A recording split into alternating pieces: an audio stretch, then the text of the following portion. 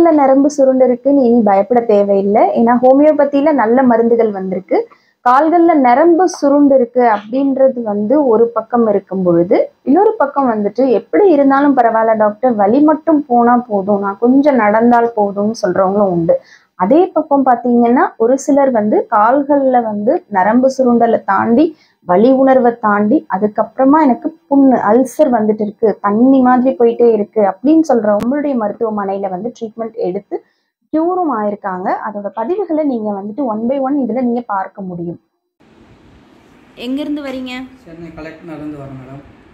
எவ்வளோ நாளாக இருக்குது? 5-6 வருஷமாக இருக்குது. இந்த ட்ரீட்மெண்ட் பண்ணுறதுலேருந்து கொஞ்சம் பரவாயில்லாமல் இருக்கு மேடம்.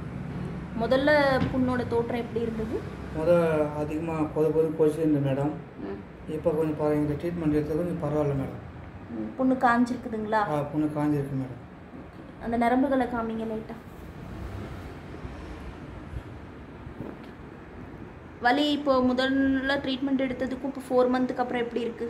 வலி இப்போ கொஞ்சம் கம்மியாக இருக்குது மேடம். என்ன மாதிரியான வேலை பார்க்குறீங்க? டீ மாஸ்டர் வேலை. சரி. இந்த மருந்து எடுக்கும்போது உங்களுக்கு ஏதாவது பக்க விளைவு ஏதாவது வந்ததுங்களா? அதெல்லாம் எதுவும் இல்லை மேடம். சரி.